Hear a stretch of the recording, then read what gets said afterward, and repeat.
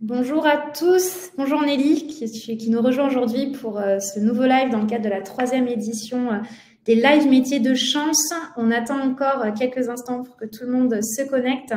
Mais du coup, l'idée aujourd'hui, c'est donc d'échanger avec toi Nelly, qui est donc photographe de mode. Merci de prendre quelques minutes. Ce que je te propose avant toute chose, c'est déjà moi, je vais me présenter et ensuite je te laisserai la main. Donc, pour ceux qui ne me connaissent pas et qui sont connectés, je suis Camille, donc Talent Acquisition Manager chez Chance. Donc, je recrute en interne les équipes de Chance. Nelly, je te laisse la main. Est-ce que tu peux nous parler rapidement de toi, de ton parcours et de ce que tu as fait avant de démarrer donc, ton métier de photographe? Alors, du coup, moi, j'ai 33 ans et j'ai commencé par une école de commerce. En fait, je savais pas vraiment ce que je voulais faire. J'étais bonne en langue et je faisais la ES. Du coup, j'ai fait une école de commerce. J'ai fait 5 ans quand même. Un master 2 en marketing et communication. Et je pensais que c'était créatif et en fait, pas du tout. J'étais un peu déçue. Et un peu par le hasard des choses et des rencontres dont on parlera après, je suis tombée sur la photo et j'ai tenté le concours des Gobelins que j'ai eu. Et du coup, j'ai fait 2 ans d'école de photo aux Gobelins et j'ai commencé à être photographe de mode. Trop bien. Super. Donc, ça fait combien de temps que tu es photographe de mode? 10 ans! Déjà 10 ans. Déjà, ouais, ça fait 10 ans. J'ai créé mon statut de freelance en 2013. Ok. Et du coup, pourquoi photographe? Au-delà du côté créatif qui te manquait dans ce parcours commercial, finalement, pourquoi spécifiquement ce métier? Écoute, c'est pas vraiment un choix direct. J'ai essayé plein de choses créatives. J'ai voulu faire une école d'art d'ailleurs. J'ai fait du dessin, j'ai fait de la musique, j'ai tenté plein de trucs, quoi. Et la photo, c'est le seul média sur lequel j'ai pas senti qu'il y avait une limite pour moi. C'est-à-dire que j'ai fait par exemple de la guitare et très vite j'ai senti que si je voulais être vraiment bonne en guitare, il fallait que je me mette à fond dedans et qu'il fallait que je fasse plein de cours. Alors que la photo, j'ai jamais senti de difficulté particulière. J'ai toujours trouvé que il y avait du renouvellement, la curiosité, il y avait un truc qui était facile, quoi, et naturel. Et du coup, je suis restée là-dedans, sans vraiment y penser, quoi. Je me suis dit, je continue, vu que c'est facile et que c'est cool. Et voilà, au final, ça se fait tout seul. Ok. Est-ce que tu peux nous partager une journée type? Alors, je me doute qu'il n'y a pas de journée type dans ton métier. C'est ça qui est bien. Comment ça se passe en fait? Pour quel type de client est-ce que tu travailles? Voilà, comment ça se passe finalement? Donne-nous des détails, on veut tout savoir. Ok, alors, journée type, en fait, il y a un peu 2 journées types différentes. T'as les journées où il y a le shooting et les journées où c'est la post-production. 2 journées très différentes. Donc, il y a une journée où tu es vraiment actif en train de faire des photos et de rencontrer des gens et tu as différents briefs et différents lieux et tout. Donc, tout est différent à chaque fois. Et tu as la post-prod que généralement, quand même, tu fais chez toi. Donc, ça ressemble à un peu à une journée de télétravail, quoi. Concrètement, tu es devant ton écran en train de faire tes retouches, machin, tranquillou, voilà. Donc, ça, c'est les 2 types de journées. Et moi, généralement, je fais dans mon planning, en gros, une journée shooting, une journée post-prod. Donc voilà, j'essaie de pas avoir 1000 journées de shooting d'affilée, sinon t'as pas le temps de faire la post-prod et les clients sont pas contents parce qu'ils ont pas les photos assez vite. Donc voilà, faut un peu tout mettre. Exactement. Et après, il y a des journées off, mais j'en ai pas beaucoup. Ça marche. Donc là, tu es en freelance, c'est bien ça? Ouais, j'ai toujours été en freelance. Du coup, j'ai jamais été salariée. Ok. Est-ce que tu penses que ta formation t'a aidé ou est-ce que c'est un métier où tu peux être autodidacte, t'as pas forcément besoin d'être formé là-dessus? Quel est ton avis sur le sujet? Bonne question. Non, moi, je pense que ça m'a aidé. Je pense que si, en fait, bon, c'est mon avis personnel, hein, mais pour moi, les artistes 100% artistes ont vraiment du mal à s'en sortir d'un point de vue commercial. Par exemple, que ce soit photographe ou vraiment genre j'ai envie de faire des photos un peu what the fuck, très artistiques et tout, mais cool, mais ça va pas se vendre en fait. Donc tu vas pas forcément faire de l'argent et si t'as pas un minimum de connaissances en marketing ou en réseaux sociaux, personne va voir ton travail et du coup personne ne voudra t'embaucher quoi. Il y a vraiment ce côté-là qui est important et du coup ça me sert, ouais, clairement. Ok.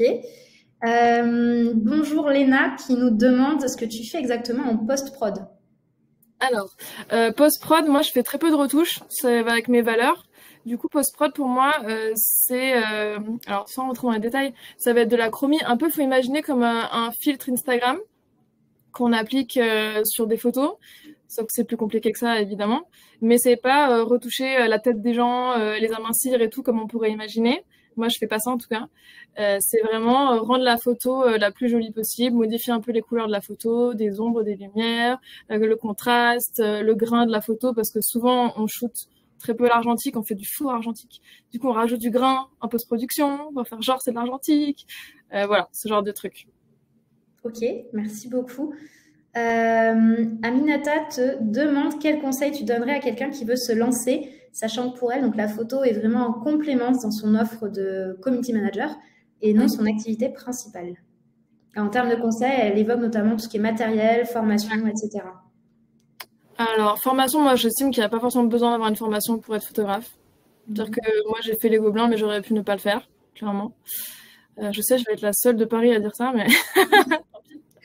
Je sais pas, hein, le côté autodidacte se développe quand même en ce moment.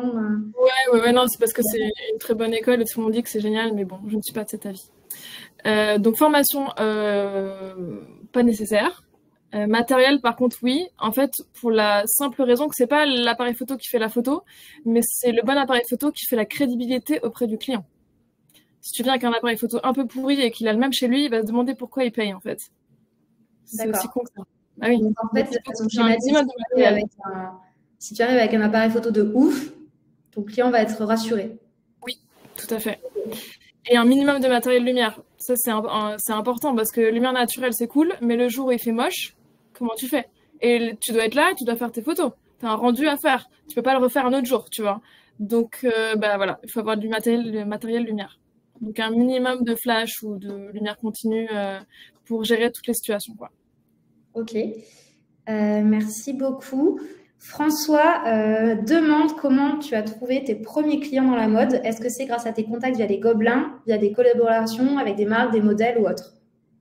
Mes premiers clients, en fait, c'était des gens qui étaient dans mon école de commerce, qui du coup avaient leur premier job en entreprise, et quelques-uns qui étaient dans l'alimentaire, l'hôtellerie ou la mode, et qui du coup ne connaissaient aucun photographe, et connaissaient moi. Et donc du coup, ils m'ont appelé.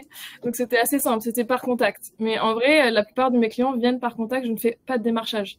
Donc c'est Instagram, c'est bouche-oreille. Ok, trop bien. Ce qui m'amène à la question suivante de Léna. Au bout de combien de temps as-tu pu vivre de la photo? Ça dépend ce qu'on appelle vivre de la photo. Ça dépend du budget de chacun.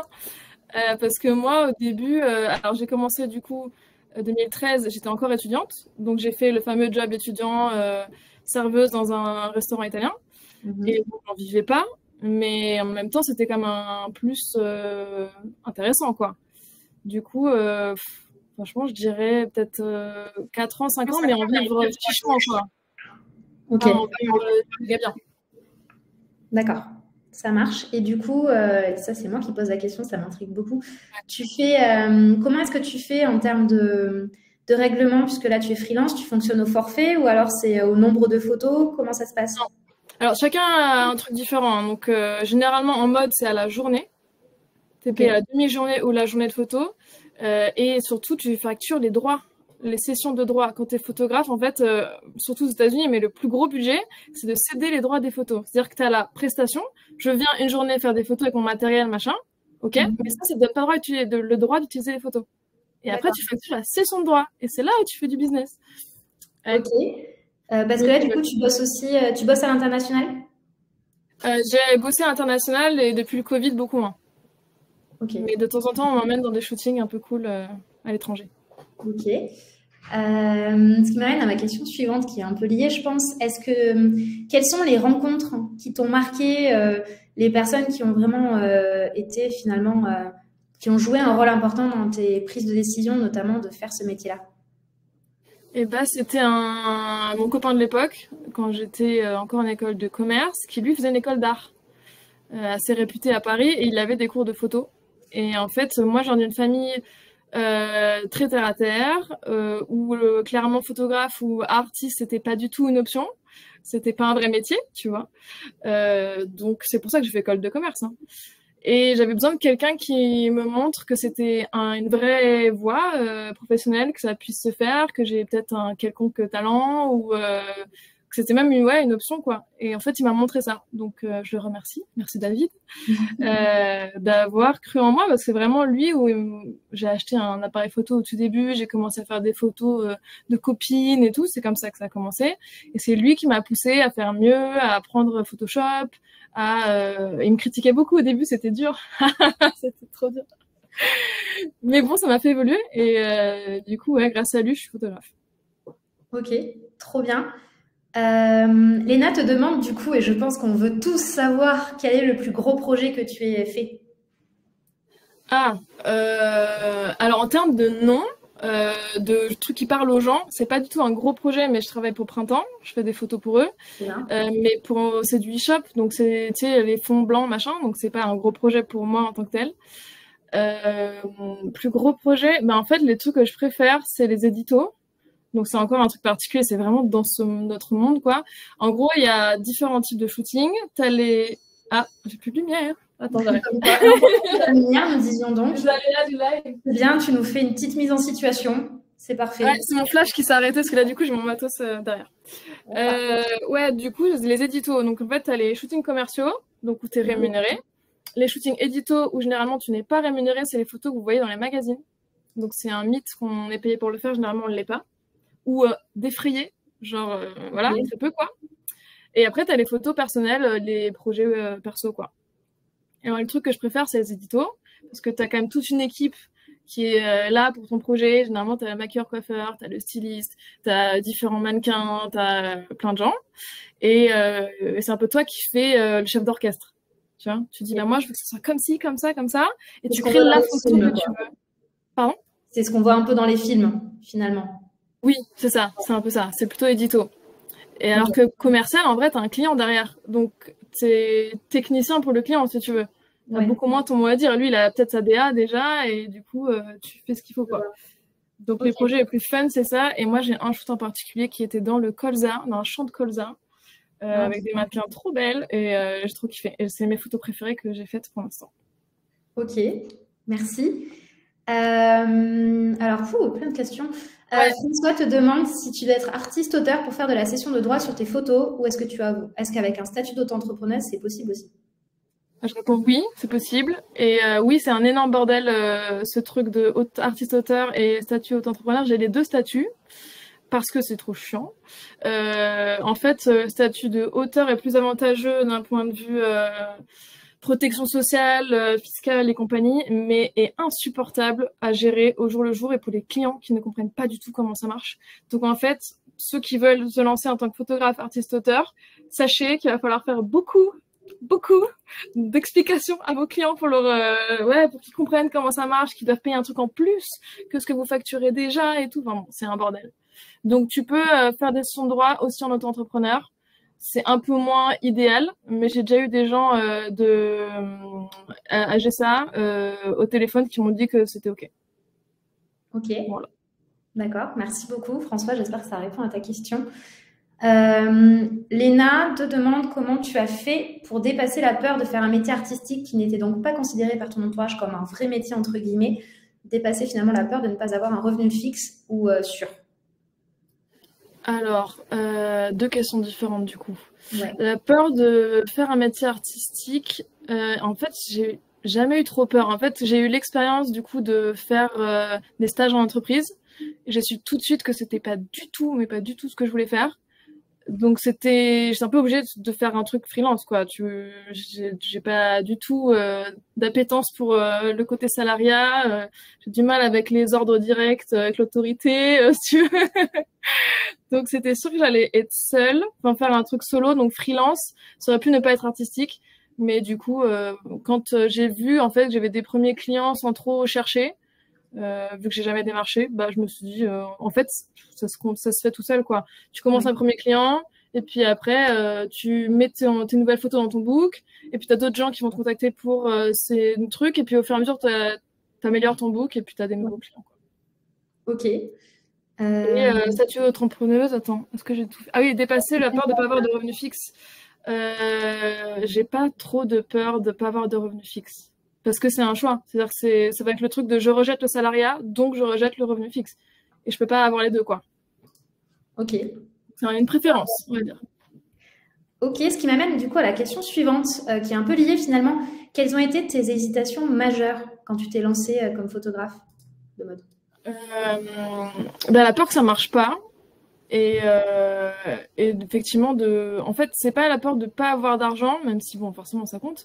Mais je me suis toujours dit que je ferais peut-être un petit boulot à côté et que je m'en sortirais, quoi. C'était plutôt la peur que tu tentes des trucs et en fait, tu vois que ça fait un gros flop en face, ou genre la peur de t'as un client qui te demande un truc et t'es pas 100% sûr de savoir le faire et tu le tentes quand même. T'es en mode, je suis pas sûre d'avoir le matos, je suis pas sûre de savoir le faire, d'avoir les compétences, mais allons-y. Et là, tu flippes. Et en même temps, t'apprends. Donc, moi, je conseille d'accepter les trucs comme ça. Est-ce que tu as un exemple de projet vraiment spécial où tu t'es dit non, mais là, en revanche, je sais pas faire, ou alors c'est vraiment trop bizarre et j'ai pas du tout envie d'y aller ou... Là, récemment, j'ai fait un shooting. Alors, c'était c'est la première fois que je faisais un truc comme ça. C'était un hôtel de luxe à Saint-Tropez. C'était pas de la mode, mais c'était de la pub. Donc, ça veut dire qu'il y a quand même des mannequins et des fringues et tout, machin. Mais le but, c'est pas de vendre les fringues, c'est de vendre autre chose. Donc là, on vendait les prestations de l'hôtel. Et en fait, la particularité, c'est que j'étais pas du tout le centre de l'attention parce que le truc principal, c'était le film. Donc, il y avait toute une équipe de tournage. C'était 4 mecs avec un matos incroyable. Vraiment, ils avaient des valises de matos. Et moi, j'étais la petite meuf à côté, genre, coucou, je viens faire quelques photos. Et voilà. Et en fait, j'étais clairement la pièce rapportée, mais c'était super intéressant de les voir bosser. Et moi, de faire des photos pendant que eux, ils tournaient. Ce qui n'est pas la même chose que de faire poser la mannequin pendant une séance photo. C'est deux trucs très différents. Du coup, ça, c'était un peu... genre, j'aurais pu refuser parce que ça me mettait pas spécialement en valeur et c'était pas dans ma zone de confort. Mais c'était trop cool. Trop hâte de refaire. Trop bien. Pourquoi photographe de mode, spécifiquement? Ouais, photographe de mode parce que je trouve que c'est le plus fun et le plus créatif, pour moi. C'est très personnel, pour le coup. Tout ce qui est, en fait, photographe, mariage, portrait, famille et compagnie, je trouve que c'est pas assez créatif et il y a quand même un côté assez rébarbatif. Ou, je sais pas, pour moi, hein, c'est mon idée. Et j'avais un côté... En fait, j'avais envie que mes photos puissent être imprimées et affichées quelque part. Et pour moi, la photo de Madame Michu avec son chien et je sais pas quoi, c'est pas un truc que tu mets dans ton salon, tu vois. Ça pourrait, hein, pour elle, dans son salon à elle, mais moi, je veux que ça soit dans le salon des autres, tu vois. Du coup, pour moi, le truc, la photo qui se rapproche le plus de la photo d'art, mais qui soit commerciale, donc où tu gagnes ta vie, c'est la photo de mode. Ok, trop intéressant. Et du coup, donc dans le cadre, si on fait un petit lien avec Chance, tu le sais aujourd'hui, pour Chance, en fait, un métier qui a du sens pour toi, un projet qui a du sens pour toi, c'est l'alignement de ces fameux 4 piliers, métier, finalité, environnement et impératif personnel. Finalement, quel sens est-ce que tu trouves dans ta vie pro aujourd'hui? Alors attends, je reprends les 4 piliers. Donc on avait le métier, la finalité, l'environnement, les impératifs personnels. Tout à fait. Ok. Alors moi, il m'en manque un sur les 4, mais du coup les 3 que j'ai, c'est le métier, donc les missions du quotidien, etc. Ben, moi, il n'y a pas de journée type. Chaque shooting est différent. Je rencontre tout le temps des nouvelles personnes et c'est vraiment le setup que j'aime, quoi. Et même les missions que j'ai au quotidien, je fais des photos de gens très beaux, donc c'est quand même très cool, quoi. Globalement, c'est pas désagréable.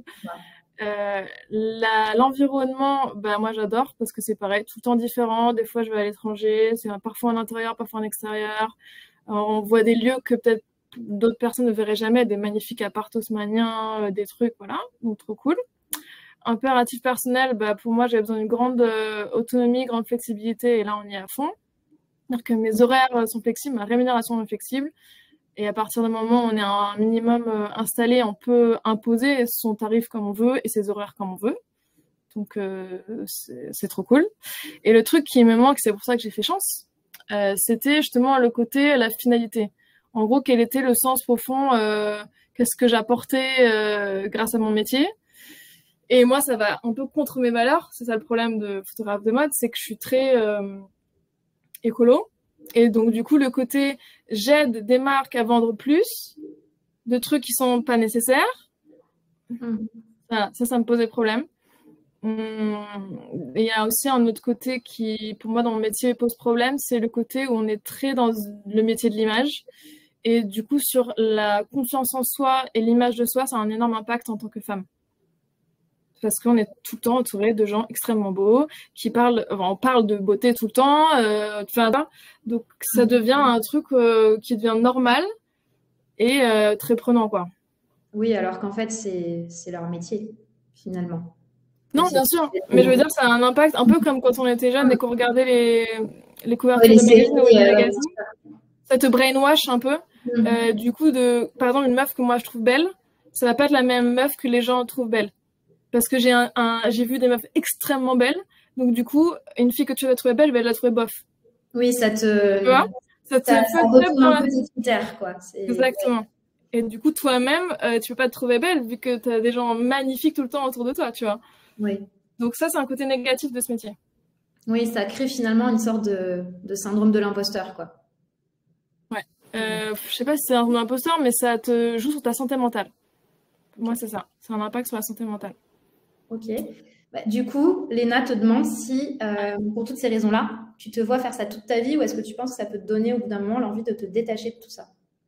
Bah, c'est pour ça que j'ai fait chance, c'est pour ne pas faire ça toute ma vie. En fait, ouais, c'est ça. J'ai fait chance et ça m'a beaucoup aidé pour avoir plein de pistes. J'ai adoré ma coach. Et j'ai pas encore trouvé exactement ce que je veux faire, mais idéalement, je serais plus dans le milieu de la mode. Je serais dans un truc qui est plus en raccord avec mes valeurs, donc peut-être plus la nature, voilà, l'écologie, compagnie, quoi. Après, ça peut être photographe, pas de voyage, mais tu sais, de commercial, mais de trucs éco-responsables ou outdoor ou ce genre de trucs à voir. Tout est possible. Ok, tout est possible. D'après toi, quelles sont les qualités nécessaires pour être un bon photographe? Et je mets photographe vraiment au sens large et pas forcément de mode, puisque c'est pas forcément ce que tu as envie de faire par la suite. Alors, je dirais adaptabilité. Parce qu'il y a des trucs, des fois, enfin, faut être prêt à l'imprévu, quoi. C'est bizarre, mais faut avoir le mindset de se dire, OK, il y a peut-être ce que j'ai prévu, ça va pas pouvoir se faire. Peut-être qu'il va faire trop moche, peut-être que la mannequin ne sera pas comme on avait espéré, peut-être que machin, mais il faut que tu arrives à le faire marcher, quoi. Donc, un peu d'inventivité, de créativité et un très bon sens relationnel. Parce que ça joue beaucoup, en fait. C'est comme ça aussi qu'on se fait des nouveaux clients. C'est le bouche à oreille. Donc, ça veut dire qu'ils t'ont trouvé sympa, ils ont aimé les photos, et les deux ensemble, ça match. Mais s'ils t'ont trouvé désagréable et qu'ils ont aimé les photos, ils vont pas refaire appel à toi, quoi. Donc, très bon relationnel. Ok. Léna, du coup, te demande quelle est la partie que tu préfères dans ton métier. C'est le côté créativité et jamais la même chose. Il n'y a pas de routine, jamais. C'est trop cool. Et je rencontre plein de gens aussi. Et je trouve que moi, j'ai 33 ans. Je crois que j'ai dit 32. Non, tu fais 33. Tu okay, c'est bon. Okay. Et du coup, je trouve qu'à 33 ans, de traîner régulièrement avec des gens plus jeunes, c'est très cool. C'est-à-dire que j'ai souvent des gens qui ont 20 ans, qui se travaillent et tout. Bon, ça peut arriver en entreprise aussi, hein. Mais pour moi, c'est vraiment genre, les gens avec qui je traîne, avec qui je travaille, au final, c'est vraiment entre 20 et 30 ans. Dans la mode, c'est quand même, tu vois, très restreint. Et ça, c'est cool, je trouve. Un côté, tout le monde est créatif, tout le monde a envie de faire des trucs, voilà, passionné, quoi. Ok. Et quel serait, selon toi, le côté, on va dire... Non, attends, je reformule ma question et je la poserai après parce que j'arrive pas à sortir les mots, mon cerveau, voilà. Mais du coup, je vais rebondir sur François qui te demande comment bien réussir sa communication en tant que photographe dans le but de toucher de potentiels clients. Puisque toi, tu n'as pas eu besoin de forcément démarcher, mais tu as dû bien communiquer à un moment donné. Donc, tu te demandes si les réseaux, les sites internet, ça marche. Ouais, alors, il y a un peu deux écoles là-dessus. Moi, je suis ancienne école, du coup, vu que j'ai 33 ans. Mais je vais répondre avec mon avis personnel. Moi, oui, je trouve que la communication, ce que j'ai fait dès le début, j'ai fait des cartes de visite, donc à l'ancienne, mais voilà, avec un logo. J'ai fait un site internet, très important. Et après, quand il y a eu Instagram, j'ai fait mon Instagram. Mais j'avais déjà tous ces trucs-là. Et moi, je trouve que là-dedans, le site internet, c'est le plus important. Parce qu'en réalité, Instagram, ça peut faire très cheap. En tant que photographe pro, si tu veux mettre des tarifs intéressants, donc pas 200 € la journée, quoi, il faut que tu aies un site internet pour montrer que tu es professionnel. Donc, tu as investi du temps, de l'argent dans un truc pro, quoi. Pareil, je sais pas, pour n'importe quelle marque. Tu vois, si tu as un logo qui est dégueulasse avec aucun investissement derrière, bah, ça te donne pas confiance.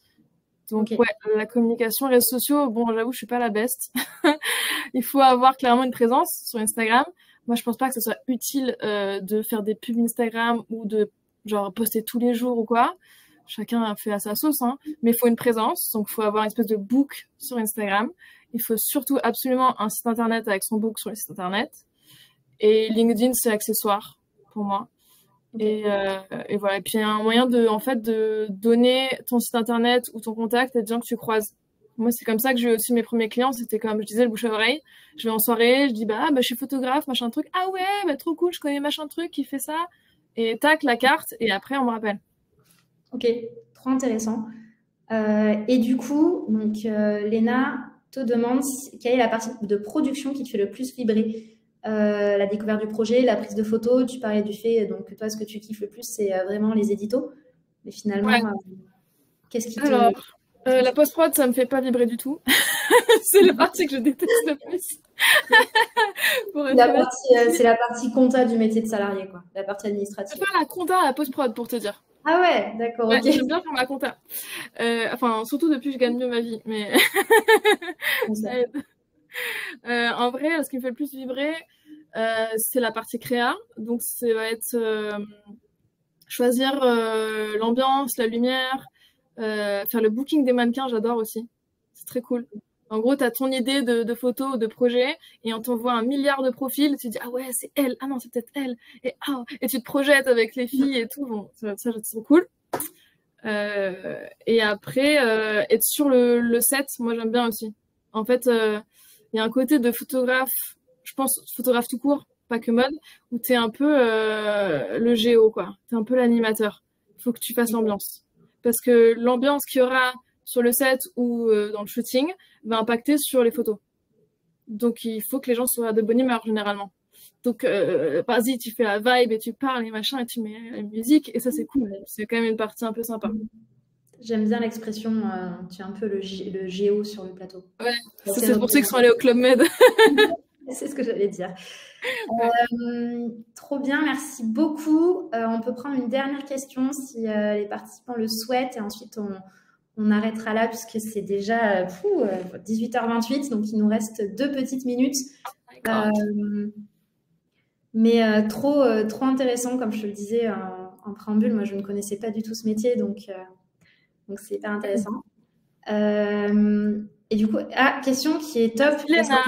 Ouais, ça a été difficile. Très bonne question. Écoute, je trouve que c'est difficile par certains aspects et plus facile par d'autres parce qu'il y a beaucoup de mannequins femmes.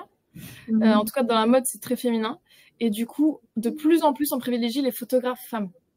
Parce qu'il y a ce côté où la mannequin va se déshabiller, et ben ce sera devant une femme et pas devant un homme. T'as pas peur qu'elle se fasse harceler et compagnie. Et c'est vrai qu'il y a des photographes hommes très limites.